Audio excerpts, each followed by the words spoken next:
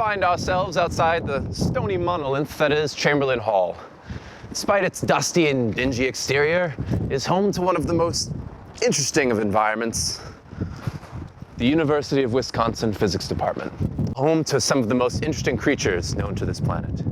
Inside, if we're fortunate, we may be able to catch a glimpse of some of the most interesting and exciting behaviors ever seen by humankind.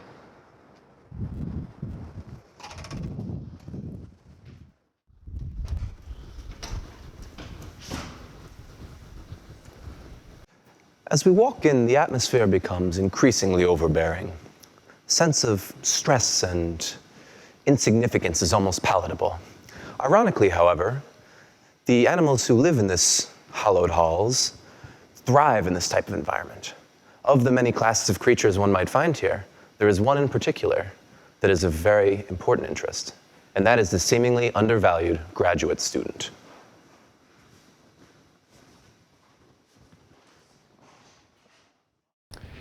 Inside this lab room is a pack of young graduate students known as teaching assistants, or TAs. The unusual ritual we're about to observe offers a rare glimpse into the world of the TA, and one that ultimately drives them towards their universal contempt of everything. Let's take a closer look.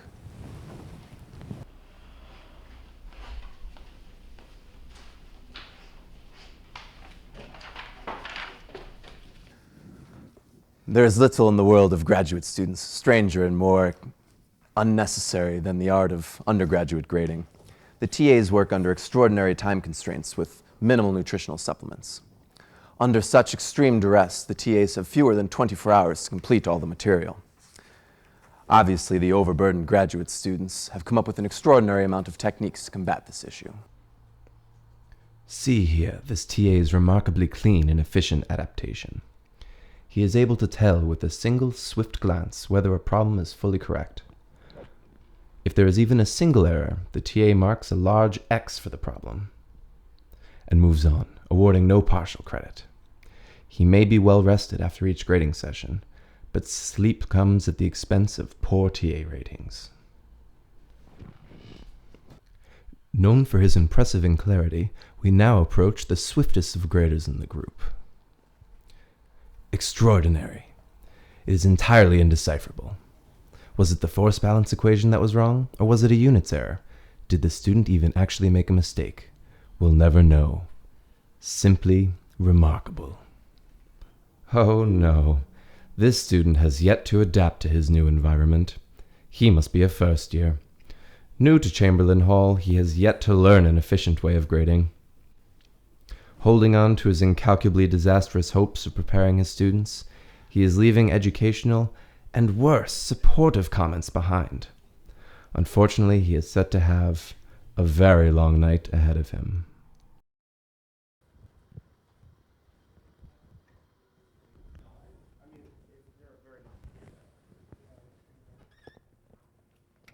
We now show you a pivotal stage in the life cycle of the graduate student. The group presentation is one of the most fractious events in the research assistant's life, in which he or she must impress the most critical of audiences. Let's look in.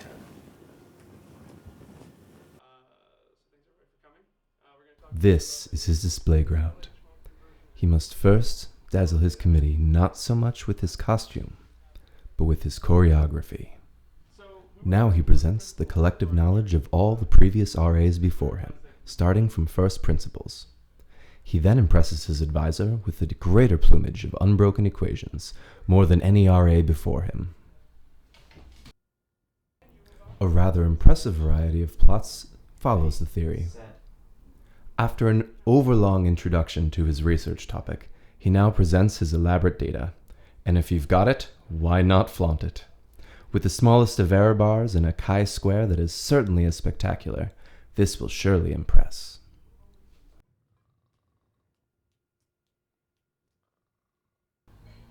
But watch, it looks as if this go-getter wants to display a video. It's a hazardous business exposing himself like this, even if successful. He is making himself an easy target for a rival RA, and there are many around these settings. Finally, the RA is miming, declaring the significance of his results even though there are none. He is being very reckless indeed. but the rewards he is fighting for are very great. Funding is scarce, and retaining the advisor's protection is paramount. If this young RA is to survive in the wild, he must learn to perfect the art of the group meeting. When we return, we encounter a most intriguing scene: the foraging graduate student.